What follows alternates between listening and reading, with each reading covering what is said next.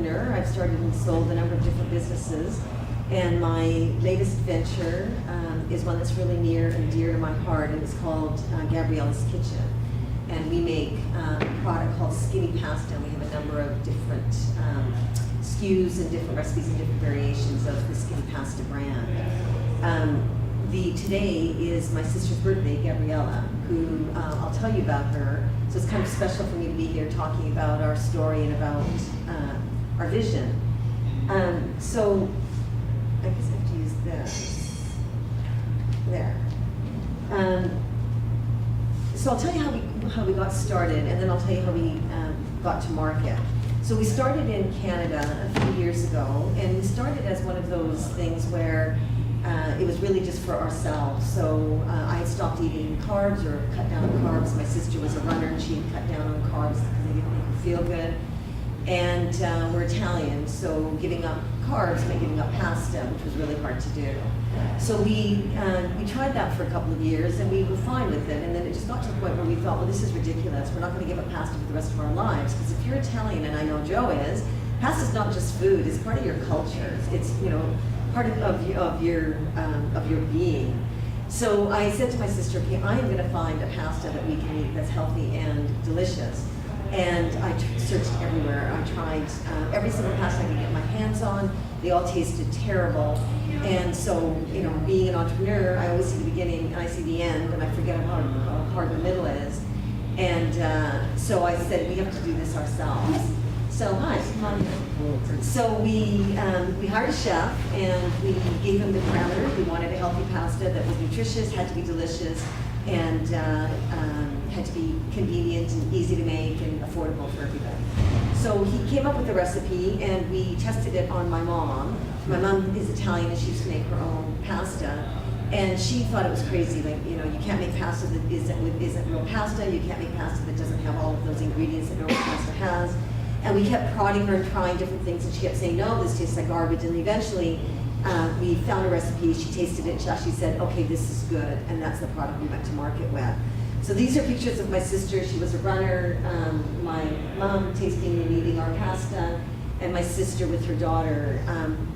Shortly after we launched the company, my sister got diagnosed with cancer.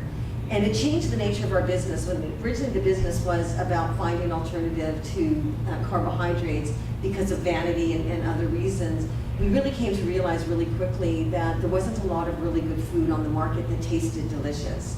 And so what we came to appreciate through her illness, because she started cutting out more and more foods, what we came to appreciate was that well-being is not just about physical well-being, it's about emotional and social and spiritual well-being as well. And one of the ways that we develop our overall well-being is through sharing of food. And as she got sicker and sicker, and she became more and more marginalized in what she ate, fewer people would eat with her because the food didn't taste good. So while it was healthy physically for her, it wasn't really nourishing her being as a whole. And so we came to realize that there was a need in the market for a better-for-you company that made food that tasted delicious, but that also happened to be healthy, so that everybody could eat it and everybody could share it regardless of your dietary preferences. So my sister passed away a couple of years ago, and I took over the business at that time. I renamed it Gabriella's Kitchen after her, and my mission now is to honor her through the building of this company.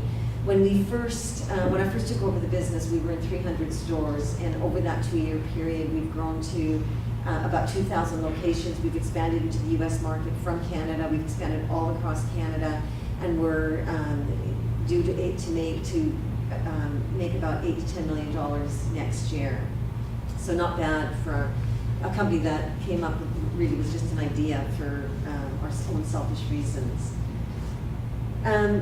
One of the important things to identify when you have an idea, and I know some of you are in business and some of you I think are just developing your businesses, so you might already have identified this, but because we identified the higher purpose of our company, it wasn't just about making a low-carb pasta, but it was about really feeding people so that they were nourished spiritually, emotionally, physically, and socially. It was important that we convey that culture. And so one of the things that we did was we identified with our team, why do we do this? So why do we wake up every morning and work our butt off to deliver these products that we make. And the purpose that we came up with was that we want to, and we inspire and empower everyone to celebrate and nourish healthy living. So it's about celebrating and nourishing healthy living, so much broader than just eating pasta. And we felt that, and Simon Sinek, you might have heard of him, he advocates this as well, that if you have a higher purpose and if you understand the why of what you're doing and you convey that why of what you're doing, you can relate to your customers and your partners much better than if you're just making something. So that's our why statement. We inspire and empower everyone to celebrate and nourish healthy living. Our how is by bringing together people who are passionate and brilliant, who believe in the impossible, and who push boundaries through innovation.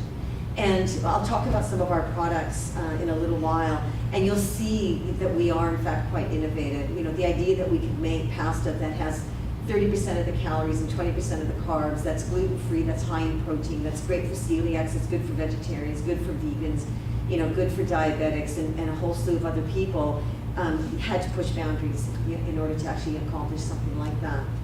And what we do is we create delicious and nutritious, better for you foods without compromise. And the without compromise is really important, because what my sister gave up when she started eating food that was healthy for her body was a number of different things, including sharing food with other people and sharing and missing out on that joy of sharing. So the fact that our food is without compromise is really critical. So I'm going to talk about our marketing strategy and how we actually got from zero to almost $8 million in sales, and what the tactics were that we actually employed. So to start off, I mentioned, you know, that our products really appeal to a very broad market. You know, vegetarians, vegans, diabetics, celiacs, athletes, moms with kids, people who are looking for protein sources, etc. But what the very first thing that we had to do is we had to narrow our focus. And being an entrepreneur, I struggled with that because I want to have something that appeals to everybody.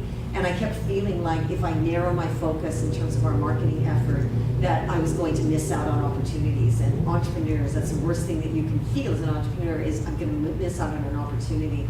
But what I learned was that if you try to be everything to everyone, you are nothing to anyone. And that's really, you know, even just as an entrepreneur generally, with when you're starting a business, what you have to do is get focused, more and more focused, and honing in on what you're actually delivering. So that was the first thing we did. So we identified our 3 target markets, and we call our first target market Chief Health Officers.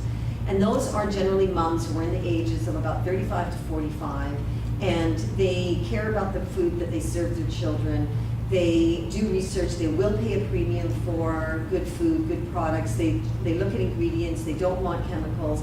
They do look to validate, either through common sense or through research, the decisions that they make. But they do spend the higher amount to feed their families well.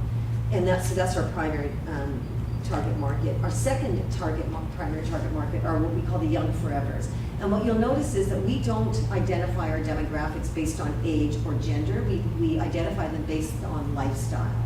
So the young forevers are oftentimes men, and they are people who eat healthy, who care about themselves, who are very athletic, who care about how they look, where they fit in the world, who care about the backstory, care about who they do business with, and they want to make sure that they're not just feeding their souls, but they're also taking care of the world in the process. And then the last target market is really one that we get by default, and it's not really a market that we target. We don't advertise or market specifically to them, but because of the marketing that we do and the attributes of our product, they find us. So they're called 4 out of 5 doctors, and these would be people who would either listen to dietitians, listen to their doctor, listen to health professionals, who would follow statistics, who generally don't want to pay too much of a premium unless they're convinced this is really good for them.